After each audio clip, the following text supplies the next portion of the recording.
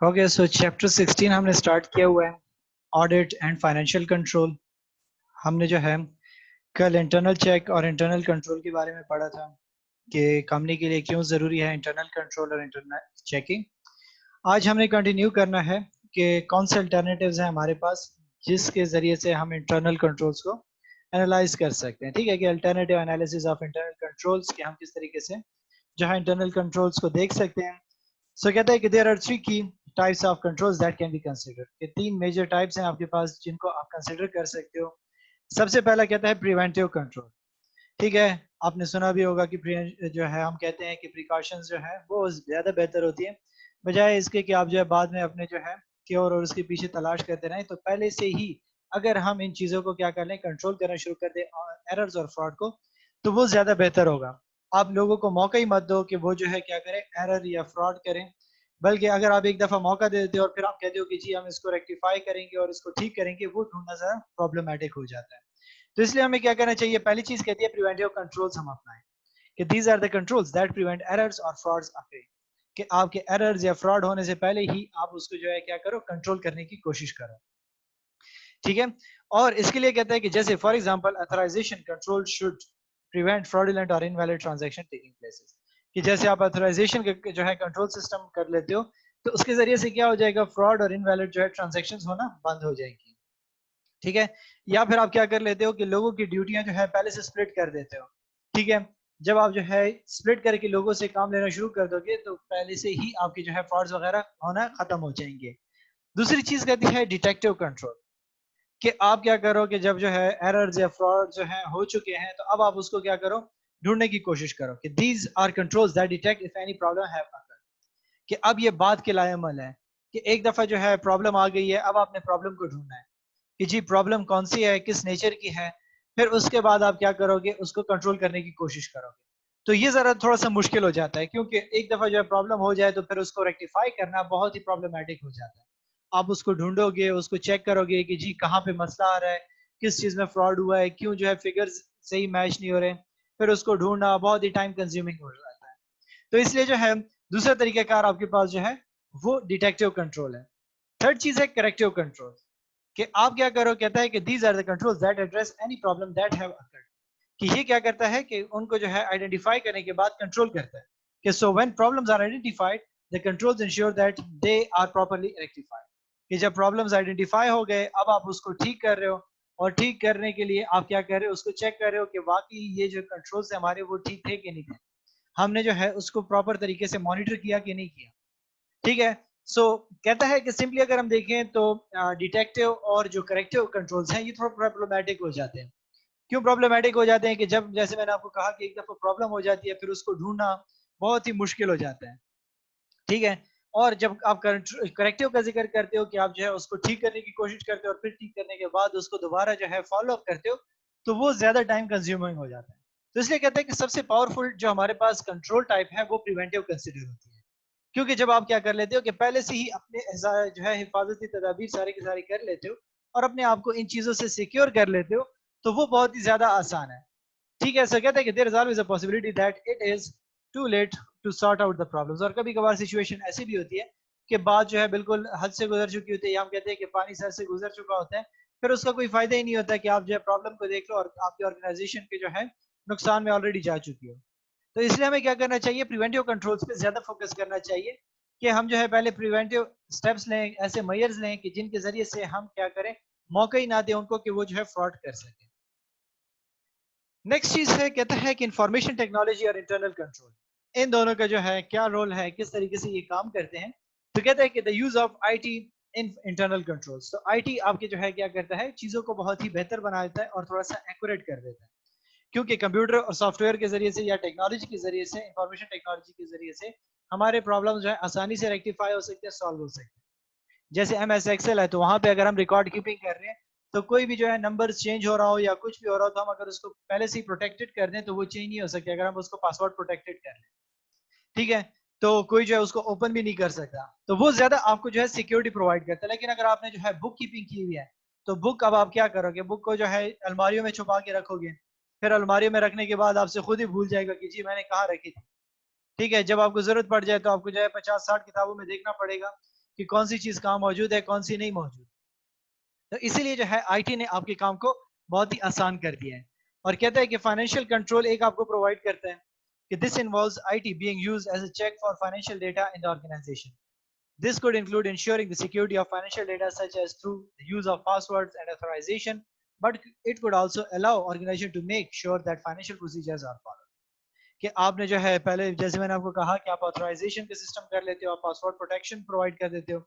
फिर इसके बाद जो है आप उसके लिए प्रॉपर तरीके कार जो है देख लेते हो कि जो हमने तरीका वाजी किया हुआ था, कौन इसको जो है ओपन कर सकता है, कौन यूज कर सकता है, कौन सी चीजों में चेंजेस कर सकता है, कौन चेंजेस नहीं कर सकता। वो सारी किसी चीजें अगर प्रॉपर तरीके से फॉलो हो रही हो तो फिर प्रॉब्लम नहीं होगी। अगर वो मेजर जो है प्रॉपरली फॉलो ना हो रहे हो तो फिर आप उसको रेक्टिफाई करने की कोशिश करोगे। दूसरी कंट्रोल जो आपके पास आ जाता है वो है ऑपरेशंस का, कि this is where IT is used as a control on the day to day activities of the business. कि आप इसमें क्या करते हो, डेली आप जो है बिजनेस की एक्टिविटीज पे नजर रखते हो। ठीक है, जैसे कहते हैं कि मैन्युफैक्चरिंग बिजनेस में have automated system that check each unit and reject any that are defective. कि आप जो है क्या करते हो कि सारे के सारे जो आपके पास यूनिट्स आ रहे हैं आप उनको चेक करते हो, जो ठीक होगा वो एक्सेप्ट हो जाता है, जो रिजेक्ट जो है वो उसकी जो है क्राइटेरिया को मीट नहीं करता वो रिजेक्ट हो जाता है। ठीक है, आप जो है काउंटिंग्स कर रहे हो तो अब आप जो है उसके कोड्स वगैरह देख रहे हो, आप उसको सेलिंग कर रहे हो यूनिट्स को, यूनिट्स को सेल कर रहे हो, बारकोड रीडर उसके जो है कोड को सही से रीड नहीं कर पा रहा, तो इट मींस कि उसमें कोई मसला है, या वो प्रोडक्ट जो है ओपन हो चुका है, या वो जो है उसके जो है जो कोड है उसको किसी ने छेड़ा हुआ है। तो ये जो है क्या करता है कि आईटी आपको जो है इन दो चीजों में बहुत ज्यादा फैसिलिटीज प्रोवाइड करते हैं कि आप किस तरीके से अपने फाइनेंशियल कंट्रोल्स को स्ट्रॉन्ग कर सकते हो और ऑपरेशनल कंट्रोल्स को स्ट्रॉन्ग कर सकते हो। और कहता है कि the protection of IT systems and software with in the business, कि आप अपने जो है आईटी सिस्टम्स की प्रोटेक्शन कैसे करोगे, ठीक है, और सॉफ्टवेयर्स की अपने बिजनेस के अंदर। क्योंकि अगर आप कह देते हो कि चलो हमने जो है आईटी का सिस्टम इंप्लीमेंट कर दिया, फाइनेंशियल कंट्रोल हमारे सिक्योर हो गए, लेकिन अगर कोई क्या करते कंप्यूटर खराब कर दे, या वो बंदा जो है उसका कोड जानता हो, या उसके कोड जो है क्या करते डिकोड कर दे, तो फिर क्या होगा, उसके लिए क्या करना पड़ेगा। तो कहता है कि while IT has a role to play in the creation and implementation of internal controls, controls must be also must be put in place to ensure that organization IT systems are operating correctly and are meeting their objectives. कि अब जो है IT अपना काम तो कर रहा है, लेकिन उसके साथ साथ आपने इस चीज को भी इंश्योर कराना होगा कि जो इसका पर्पज है, जिस मकसद के लिए आपने ये सारा सिस्टम बनाया हुआ था, क्या वो प्रॉपर तरीके से अचीव हो रहा है कि नहीं हो रहा, क्या वो जो है सही तरीके से यूज हो रहा है कि नहीं हो रहा, और आपके जो ऑब्जेक्टिव्स थे, आप जिन फ्रॉड्स और उनको कंट्रोल करना चाहते थे, जिन प्रॉब्लम्स को ओवरकम करना चाहते थे, क्या वो इस तरीके से उसको कंट्रोल कर रहा है कि नहीं कर रहा। और इसीलिए हम इसको क्या करते हैं, दो कैटेगरीज में डिस्ट्रीब्यूट कर देते हैं। आपके पास जो है पहली जो आ जाती है कैटेगरी वो है जनरल कंट्रोल। कहता है कि these reviews the reliability of the data generated by the IT systems and check that they are operating correctly। कि आप जो है क्या करोगे, डेटा जो आपके जो है जो आईटी सिस्टम जनरेट कर रहा है वो ठीक है कि नहीं है, और क्या वो ऑपरेशंस उन्हीं तरीके से कर रहा है कि नहीं कर रहा है जो हमारा पर्पस है। इसके लिए आपको क्या करना पड़ेगा, ठीक है, कि इनके लिए जो है आपको क्या करने पड़ेंगे, जो कंट्रोल्स आपको लेने पड़ेंगे कि आप आईटी सिस्टम को इंश्योर करा सको कि वो सिक्योर है। तो पहली चीज आपको फिजिकल कंट्रोल वो देखना होगा, कि आप जो है देखोगे, कहता है कि these involve control to avoid unauthorized access to computer equipments, ठीक है, such as security personal, door locks and card entry system. कि अगर आप जो है फॉरेन कंट्रीज में देखें तो वहां पे उन्होंने जो है कार्ड सिस्टम लगाया होता है, वो स्वाइप करते हैं, उसी को एक्सेस होता है वहां रूम में जाने के, सर्वर रूम में जाने के लिए। ठीक है, हर बंदा जो है आईटी सर्वर रूम में नहीं जा सकता। अगर वो जो है आपकी जो है सिक्योरिटी वीक है और हर बंदा जो है वहां पे एक्सेस पा रहा है, आईटी सिक्योर जो है रूम में जा रहा है, तो फिर आपकी जो है उसमें गड़बड़ हो सकती है और फिर उसको ढूंढना बड़ा मसला हो जाता है। तो इसलिए देखें कि जहाँ कहीं पे भी बड़ी ऑर्गेनाइजेशन होती है, उन्होंने क्या किया होता है कि अपने आईटी रूम को जो है बहुत ही सिक्योर किया होता है, जहाँ पे उनके सर्वर होते हैं वहां पे उन्होंने कैमराज लगाए होते हैं, फायर सिस्टम्स के इशू जो है सॉल्व किया होता है, ओनली अथोराइज पर्सन वहां पे जा सकते हैं जिनको एक्सेस होता है, ताकि अगर कल को कोई इस किस्म का मसला आ जाता है तो वो बंदा जो है पकड़ने में आसान हो, कि यार यही बंदे के पास की थी, या इस बंदे को हमने जो है यहाँ पे जो है जो ड्यूटी दी थी कि आप जो है इसका काम करोगे, अब अगर इसमें कोई मसला आ जाता है या कुछ भी हो जाता है तो आप उस बंदे से पूछ सकते हो। दूसरी चीज है hardware and software configuration. These controls are designed to ensure that any new IT is tested and installed correctly into the system to minimize the risk of errors or damage to the system। कि आप अपने hardware और software को check करोगे, अगर आपने कोई नया इंफॉर्मेशन टेक्नोलॉजी सिस्टम जो है इंस्टॉल किया था, या कोई एक नया जो है सर्वर लेकर आए थे, या कोई और इस तरीके से वहां पे कोई जो है इंप्रूवमेंट के लिए काम किया था आपने हार्डवेयर में या सॉफ्टवेयर में, तो अब उसको जो है चेक करोगे कि क्या वो सही है कि नहीं है। वो जो मकसद, जिस मकसद के लिए हम लेकर आए हैं, क्या वो मकसद अचीव कर रहा है कि नहीं कर रहा, इसकी एश्योरिटी होनी चाहिए। थर्ड है लॉजिकल एक्सेस, कि these controls are designed to prevent unauthorized access to the organization information system. These could include password system, कि आपके जो है जो कंप्यूटर्स जो आपने रखे हुए हैं या जो है आपका सर्वर है पासवर्ड प्रोटेक्टेड है, क्या उस तक जो है कोई अनऑथराइज्ड एक्सेस तो नहीं कर रहा, कोई जो है कोशिश तो नहीं कर रहा कि उसके जो है जो कोड्स हैं उसको जो है डिकोड कर ले, या जो है क्या कर ले उसको हैक करने की कोशिश करें। तो आपने इन चीजों को भी इंश्योर करना होगा कि जो है कोई उसको जो है कोड को डिकोड ना कर दे, उसको हैक ना कर ले आपके सिस्टम को, जैसे आपके जो है प्रीवियसली एचईसी का हुआ कि उस पे जो है डिफरेंट किस्म के लोग जो है मैसेजेस पुट कर रहे थे, कोई क्या कर रहा था। तो आप एक एज बड़ी ऑर्गेनाइजेशन इस चीज को भी जो है कंफर्म करोगे कि कोई अनऑथराइज एक्सेस तो नहीं हो रहा वहां पे। उसके बाद कहते हैं डिजास्टर रिकवरी। ठीक है, कहते हैं कि disaster recovery this will ensure that the organisation will be able to continue operating despite adverse condition. For example off site backup may be kept of all system, कि आपके जो है कंप्यूटर अगर कोई जो है मसला आ जाता है, हार्डवेयर खराब हो जाता है, या जो है उसका सिस्टम के जो है लाइट इशू की वजह से वो जो है काम करना छोड़ देता है, या उसके जो है हार्ड डिस्क जो है वो खराब हो जाता है, तो आपने क्या करना होगा, उसके लिए बैकअप रखना होगा। आजकल आपके पास कितने बैकअप सॉफ्टवेयर आ रहे हैं, आपका जो है क्लाउडिंग जितना जब से आई हुई है उसने काम को आसान कर दिया, कि वो आपको क्या कर रहा है, बैकअप की फैसिलिटी प्रोवाइड कर रहा है। तो ऑफ साइट बैकअप से मुराद हमारा यही है कि आप जो है क्या करोगे कि क्लाउड डेटा में उसको सेव कर सकते हो, या फिर अपने पास जो है कोई आप जो एक्सटर्नल कोई हार्ड या कुछ रखते हो जिसमें आप सारा का सारा data as a backup secure करते हो। नेक्स्ट कहता है output controls. This ensure that the output from the system are both complete and secure, कि अगर आपने उसके साथ जो है कोई आउटपुट उससे ले रहे हो कंप्यूटर से, ठीक हो गया, आपके पास प्रिंटर है या कोई फैक्स मशीन है या कोई और आपने उससे डिवाइस अटैच किया हुआ है, उसको कंफर्म करोगे कि वहां से जो आपके पास इंफॉर्मेशन आ रही है, अगर कोई रिपोर्ट्स आ रही हैं, कोई लिस्ट वगैरह आ रही है, तो उसको जो है कंट्रोल करने की कोशिश करोगे कि उसको अनऑथराइज्ड एक्सेस किसी का ना हो, और वहां से जो आपको इंफॉर्मेशन मिल रही है वो कंप्लीट हो और वो सिक्योर भी हो। क्योंकि अगर वो जो है दरमियान में सिक्योर ना हो, लेट से आपने जो है क्या किया हुआ है, कनेक्शन आपने जो है जैसे हमारे जो है आपने देखा होगा मूवीज में क्या होता है कि जो है एक बंदा फोन पे बात कर रहा होता है तो दरमियान में थर्ड पर्सन जो है उसको सुन रहा होता है, ठीक है, तो उसके जो है वो कनेक्शन के साथ उसने कनेक्टिविटी की होती है। तो आपने इस चीज को इंश्योर करना होगा कि आपका जो फैक्स कनेक्टिविटी है वो सिक्योर हो, और इसके जरिए से जो इन्फॉर्मेशन आ रही है वो सिक्योर हो। जैसे आपका व्हाट्सएप करता है कि वो क्या करता है कि आपको कहता है कि एंड टू एंड जो है इंक्रिप्टेड है। एंड टू एंड इंक्रिप्टेड मतलब कि जो आप और आपके जो जिस बंदे के साथ आपका कांटेक्ट है, वहां उनके दरमियान जो है थर्ड पर्सन कोई नहीं है, दोनों जो है टोटली सिक्योर है। इसके बाद कहते हैं कि technical support. It is important that all the users of the organisations IT systems are competent. Training policies and technical support for workers can be valuable in valuable control. ठीक है, सबसे important बात क्या है कि टेक्निकल सपोर्ट होना चाहिए, क्योंकि कंप्यूटर्स हैं तो हर बंदा उसका एक्सपर्ट नहीं है। तो अब अगर उसमें कोई मसला आ जाता है, कोई इशू आ जाता है, कोई बग्स आ जाते हैं, तो आप उसको जो है ठीक करने के लिए आपके पास जो है परफेक्ट एक जो है बंदा बैठा होना चाहिए, स्पेशलाइज्ड बंदा बैठा होना चाहिए जो इस मसले को आपका सॉल्व करे, और उसको जो है आपको ट्रेन कराए। अगर आपको जो है किसी चीज की समझ नहीं आ रही तो वो क्या करे, आपको ट्रेनिंग दे कि वो आपको सिखाए कि आपने इस चीज को कैसे इस्तेमाल करना। तो ये कुछ हमारे पास जो है जनरल मेजर से जिनको हमने देखा। दूसरा जो मेजर है हमारे पास, जो मेजर है वो है एप्लीकेशन कंट्रोल्स। एप्लीकेशन कंट्रोल से हमारा मुराद क्या है, कहते हैं कि these controls are fully automated and tend to be designed to ensure that the data input into the system is complete and accurate। कि कंप्यूटर के अंदर जो इंफॉर्मेशन जो आपने पुट की हुई है वो सारी की सारी क्या है, जो इनपुट आप उसको दे रहे हो वो सारी की सारी कंप्लीट और एक्यूरेट हो। क्योंकि अगर आप कंप्यूटर में इंफॉर्मेशन कंप्लीट नहीं दोगे तो वो रिजल्ट भी कंप्लीट ही नहीं देगा। अगर आप उसको जो है प्रॉपर जो है स्टेटमेंट्स वगैरह प्रोवाइड नहीं करोगे तो वो आपको जो है सही तरीके से वो रिजल्ट भी प्रिंट आउट की सूरत में नहीं देगा, रिपोर्ट्स की सूरत। तो इसलिए कहता है कि these controls will vary from systems to system but often designed to ensure कि ये सिस्टम आपके पास जो है, ये जो कंट्रोल्स हम एप्लीकेशंस के करते हैं, ये आपके क्या है, वेरी करते हैं कंप्यूटर टू कंप्यूटर, कोई कौन सा सॉफ्टवेयर यूज करता है, कोई कौन सा एप्लीकेशन यूज करता है, वो जो है आपके चेंज होते हैं, लेकिन मकसद उनका सबका जो है ऑलमोस्ट एक ही होता है। ठीक है, जैसे अगर हम जो है अपने मोबाइल फोन में देखें, अब आपके पास जो है व्हाट्सएप है, तो व्हाट्सएप के अल्टरनेटिव्स कितने ज्यादा है। ठीक है, सबका एक ही मकसद होता है, कनेक्टिविटी, टेक्स्ट और जो है वीडियो कॉल, लेकिन सबके जो है पर्पस एक ही होता है, लेकिन थोड़े से फंक्शंस उसमें चेंज होते हैं। लेकिन इसी तरीके से जो है कहता है कि कंप्यूटर की जब हम एप्लीकेशंस कंट्रोल का जिक्र करते हैं तो उनके मकसद भी जो है क्या होता है, उनको इस तरीके से डिजाइन किया जाता है कि वो इन मकासद को अचीव कर सके। पहली चीज कहता है कि कंप्लीटनेस, कि आपके जो है जितना भी डेटा होगा इनपुट का वो कंप्लीट होना चाहिए। ठीक है, दूसरी चीज ऑथराइजेशन, कि वो जो है इनपुट जो करेगा वो ऑथराइज बंदा ही कर सके उसको। जैसे एक्सेल है तो एक्सेल के जो है आपके पास होना चाहिए, वो सारी की सारी जो है डेटा पुट करे, उसमें वो सारे फंक्शंस होने चाहिए जो आपके रिक्वायर्ड हैं। अब एक्सेल को जो है वही बंदा यूज करेगा जिसको आपने अथॉरिटी दी हुई है।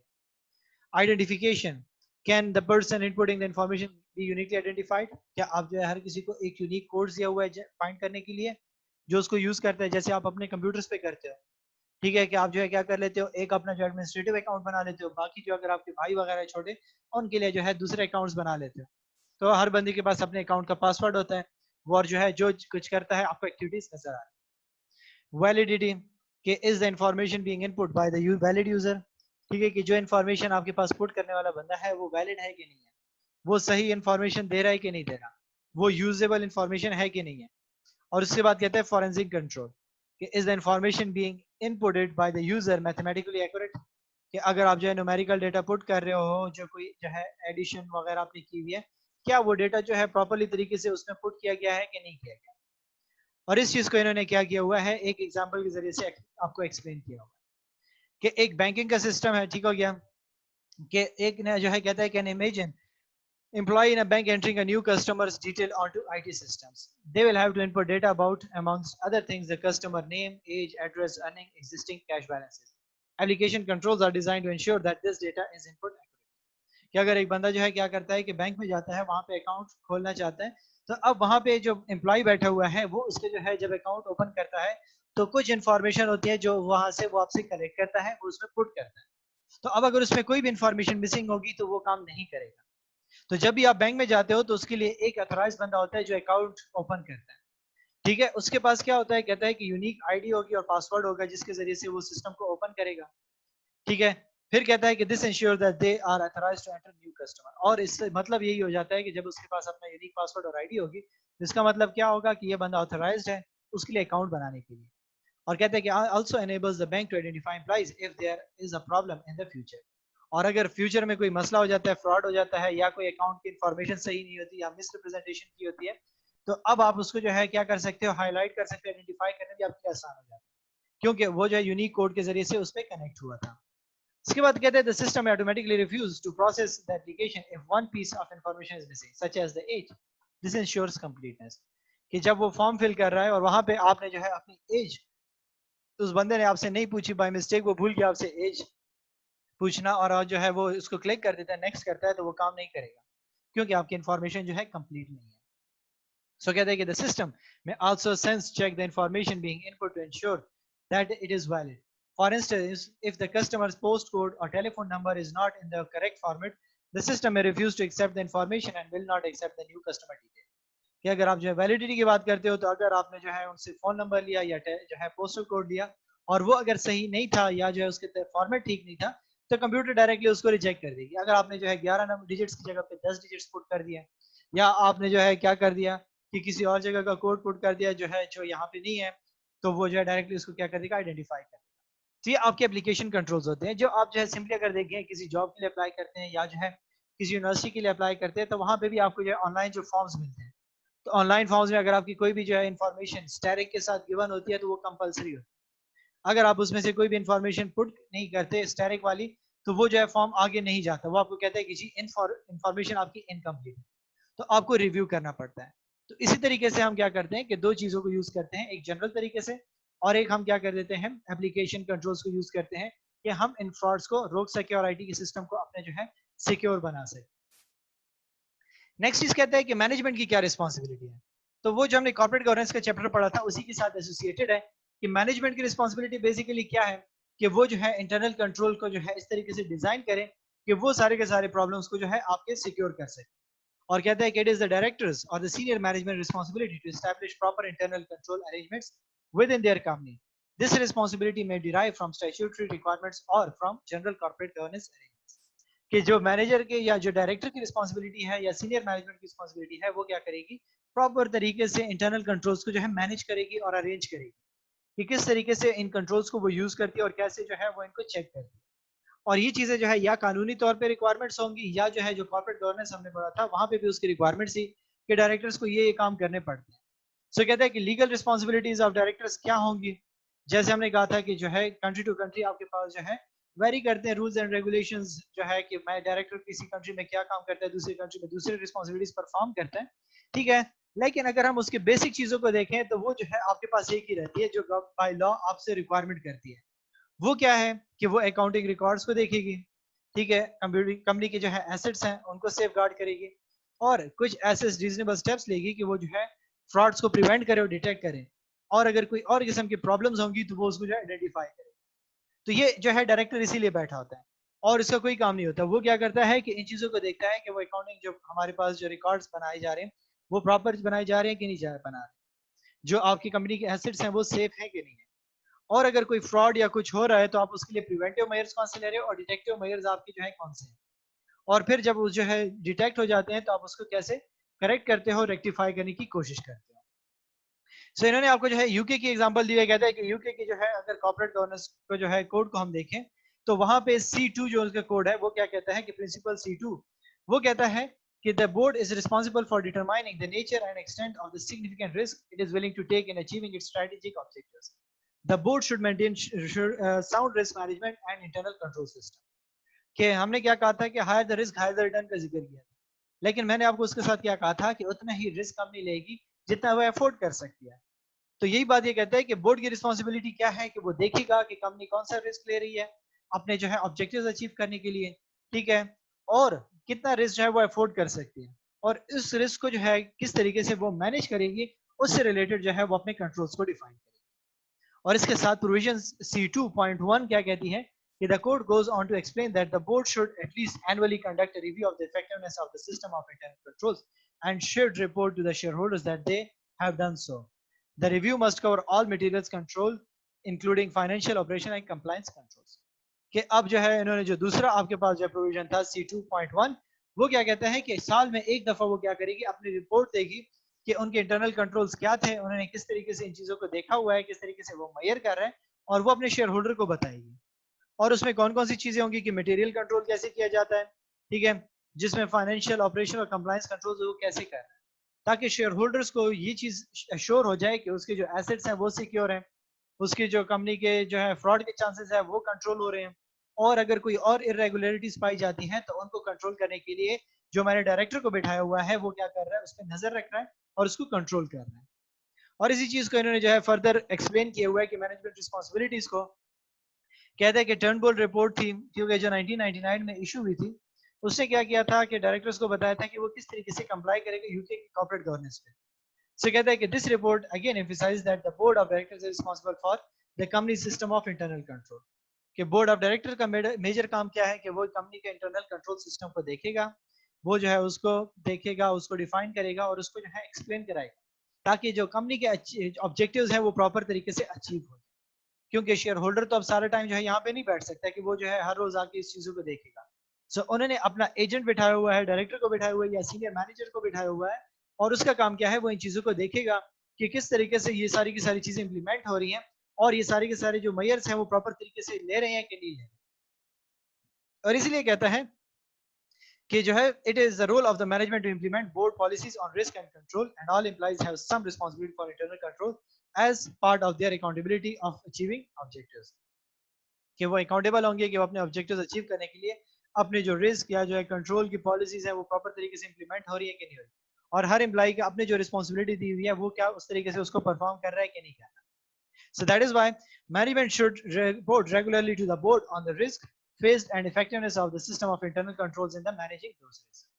कि फिर मैनेजमेंट क्या करेगी वो अपने डायरेक्टर को बताएगी कि हम जो है किस तरीके से काम कर रहे हैं, हम अपने जो है जो आपने मेजर्स बताए थे हम उनको परफॉर्म कर रहे हैं कि नहीं कर रहे हैं, हम उन चीजों को प्रॉपर एनालाइज कर रहे हैं कि नहीं कर रहे। सो कहता है कि it is annual assessment of internal controls the board should consider, कि किन चीजों को जो है वो क्या करेगा, कंसिडर करेगा। पहली चीज the changes in the nature and the extent of significant risk since the last annual assessment, कि लास्ट जो आपकी असेसमेंट हुई थी उसके बाद कितनी चेंजेस उसमें आई हैं और वो किस नेचर की चेंजेस थी, आपने उनको जो है देखना होगा। दूसरी बात, the scope of management on ongoing monitoring of risk including the reports management have made to the board and any relevant work by internal audit, कि वो देखेगा कि जो है मॉनिटरिंग का फंक्शन उसका होगा, कि जो एक्टिविटीज आपकी ऑर्गेनाइजेशन में परफॉर्म हो रही है, जो रिपोर्ट उनको मिली हुई है, ठीक हो गया, उसको देखेगा, उसको मॉनिटर करेगा कि वो सही है, वो रिलेटेड है कि नहीं है। और थर्ड चीज कहता है कि the incidence of an any significant control failings और weaknesses that have been identified during the year, अगर किसी किस्म की जो है कंट्रोल में उसको वीकनेस नजर आ जाती है, कहीं पे उसको जो है लूप होल्स नजर आना शुरू हो जाते हैं, वो उसको देखेगा और उसको आइडेंटिफाई करने की कोशिश करेगा.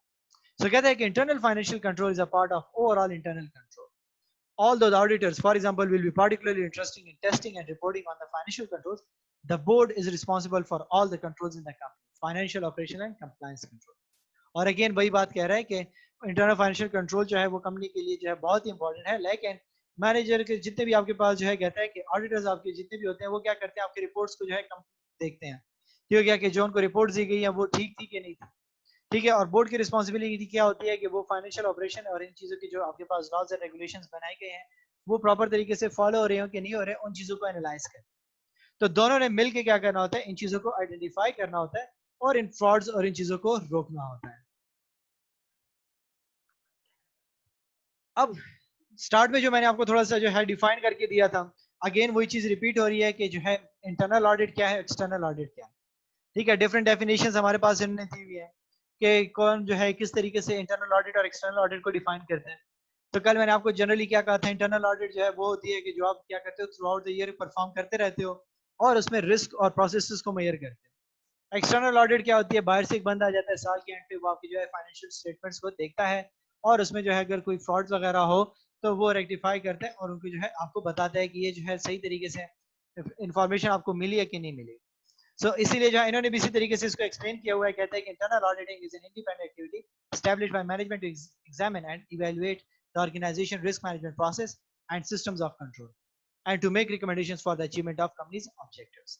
ठीक है कि उसके बेसिस पे वो क्या करेगा, उसको रिकमेंडेशंस देगी. एक्सटर्नल ऑडिट क्या है, कहता है कि external auditing is the independent examination of the evidence from which financial statements are derived in order to give the reader of those statements confidence as to the truth and the fairness of the state of affairs which they disclose. कि वो financial statements को देखेगा, examine करेगा और बताएगा कि जो information दी हुई है वो ट्रू है और फेयर है कि नहीं है, और जो लॉज हैं जो उनको कानून दिया गया है उसके अकॉर्डिंगली वो इन्फॉर्मेशन पुट हुई है कि नहीं. फिर कुछ और डेफिनेशंस आपके पास जो है दी गई है. ठीक है. ऑडिटिंग प्रैक्टिस बोर्ड ने एक डेफिनेशन दी हुई है, इंस्टीट्यूट ऑफ इंटरनल ऑडिटर्स ने अपनी जो है डेफिनेशन दी हुई है. जो है पहली डेफिनेशन क्या कहती है, कहती है कि internal audit is an appraising activity established within an entity as a service to the entity. Its function includes, amongst other things, examining, evaluating, and monitoring the adequacy and effectiveness of the internal control. कि ये देखता है कि किस तरीके से आपने जो इंटरनल कंट्रोल्स डिफाइन किए हुए हैं, जो इस्टेब्लिश किए हुए हैं, वो सही तरीके से काम कर रहे हैं कि नहीं कर रहे हैं. उनमें जो है अगर कोई चेंजेस बताई गई हैं या कोई तरीकेकार जो है चेंज हुआ है, वो उसको मॉनिटर करेंगे कि लोग जो है उस तरीके से उसको परफॉर्म कर रहे हैं कि नहीं कर रहे हैं. दूसरी डेफिनेशन जो इंस्टीट्यूट ऑफ इंटरनल ऑडिटर्स ने आपको दी हुई है वो क्या कहता है कि internal auditing is an independent objective assurance and consulting activity design to add value and improve an organisation operations. It helps an organization accomplish its objectives by bringing a systematic, disciplined approach to evaluate and improve the effectiveness of risk management, control and governance process. कि सारी की सारी चीजें वही repeat हो रही हैं. ठीक हो गया कि इसका काम क्या है, वैल्यू ऐड करता है और आपकी जो चीजें ऑपरेशंस परफॉर्म हो रही है वो मजीद बेहतर हो जाती है, क्योंकि ये उस पर क्या कर रहा है, असेस कर रहा होता है, उसको कंट्रोल करने की कोशिश कर रहा होता है. तो वहां पे अगर कोई लूप होल्स होते हैं तो वो उसको ओवरकम करने की कोशिश करता है ताकि आपके जो रिस्क है उसको बेहतर तरीके से मैनेज किया जा सके और कॉर्पोरेट गवर्नेंस जो आपके पास प्रोसेसेस हैं वो प्रॉपर तरीके से परफॉर्म हो सके. ऑडिटिंग प्रैक्टिस बोर्ड ने जो है आपको डेफिनेशन दी है एक्सटर्नल ऑडिट की. वो क्या कहता है कि the objective of external audit of financial statement is to enable the auditor to express an opinion whether the financial statements are prepared in all material aspects in accordance with applicable financial reporting framework. कि ये कहता है कि external audit जो है, auditors क्या करते हैं, वो फाइनेंशियल स्टेटमेंट्स को देखते हैं कि जितने आपके पास जो है स्टैंडर्ड्स हैं क्या वो इन चीजों को फॉलो कर रहे हैं कि नहीं कर रहे. जिस तरीके से आपको जो है फॉर्मेट मिला हुआ है, फ्रेमवर्क मिला हुआ है, आई कैप ने आपको दिया हुआ है या जो है IFRS ने आपको दिया हुआ है, क्या ये उस तरीके से उसको फॉलो कर रहा है कि नहीं कर रहा, उसके प्रैक्टिसेस जो है वो सही है कि नहीं है. दूसरी डेफिनेशन CIMA ने जो आपको दी हुई है वो क्या कहता है एक्सटर्नल ऑडिट के बारे में, कहता है कि an external audit is a periodic examination of books of accounts and records of an entity carried out by an independent third party to ensure that they have been properly maintained, are accurate and comply with established concepts, principles, accounting standards, legal requirements and give a true and fair view of the financial state of the entity. कि अब इसने क्या कर दिया कि जो है definition को मजीद एलेबरेट कर दिया ओपन करके बता दिया कि एक्सटर्नल ऑडिटर कौन होता है, थर्ड पार्टी होती है जो आपके अकाउंट्स को देखती है और उसके रिकॉर्ड्स को देखती है कि वो किस तरीके से जो है इन्होंने मेंटेन किए हुए हैं, किस तरीके से वो काम कर रहे हैं, क्या वो सारे के सारे काम सही है कि नहीं है, जो स्टैंडर्ड जो प्रिंसिपल आपको दिए थे क्या वो चीज अचीव कर रहे हैं कि नहीं कर रहे हैं। अगर उसमें जो है कहीं पे मसला होता है, प्रॉब्लम्स जो है होती हैं, वो उसको रेक्टिफाई करता है और उसको सॉल्व करने की कोशिश करता है। सो इन डेफिनेशन से हमारे पास जो है कुछ की पॉइंट्स आए। वो क्या है, कहता है कि you should recognise the key points from these definitions. पहली बात, इंटरनल ऑडिट में कौन सी की पॉइंट्स है? कहते हैं कि internal auditing is established by management of a company to help them manage the company by reporting to management on the company's risk and systems of control. कि इंटरनल ऑडिटिंग किस लिए बनाई जाती है? कि मैनेजमेंट के साथ जो है वो क्या करे कि मैनेजमेंट उसको एस्टेब्लिश करती है, किस लिए कि वो जो है क्या करे, कंपनीज की जितनी एक्टिविटीज होती हैं उसको प्रॉपर तरीके से मैनेज करें और उनको देखे कि वो किस तरीके से कंपनी के रिस्क को असेस करती है और कैसे जो है उसको कंट्रोल करती है। और जो एक्सटर्नल है वो कहता है कि क्या है कि external auditing is required by law in large companies and public companies. Independent auditors inspect the accounting records and system in order to report to the shareholders on whether the published financial statement give a true and fair view। ठीक है, कि वो जो है क्या करता है कि बाय लॉ आप बाउंड होते हैं कि आप अपनी जो है एक्सटर्नल ऑडिटिंग कराएंगे। जो बड़ी कंपनियां होती हैं, जो पब्लिक कंपनियां होती हैं, ठीक है, कंपनी आपके पास मौजूद है और वो क्या करती है, शेयर होल्डर्स को बताती है कि उनके जो सारे के सारे फाइनेंशियल स्टेटमेंट्स प्रिपेयर हुई थी या जो पब्लिश हुई हैं वो ठीक थी और फेयर थी और उसमें किसी किस्म का जो है फ्रॉड नहीं है। तो इन चीजों को जो है वो एनालाइज करने की कोशिश करता है। सो कहता है कि differences between the two sorts of auditing will be discuss further in the next section. ठीक हो गया ओवरलीव कि हम जो है इसके दरमियान जो डिफरेंसेस पाई जाती हैं उसको हम देखेंगे कि इन दोनों के जो है डिफरेंसेस क्या है। अगर यहाँ तक आपका कोई क्वेश्चन है तो मुझसे पूछ सकते हैं।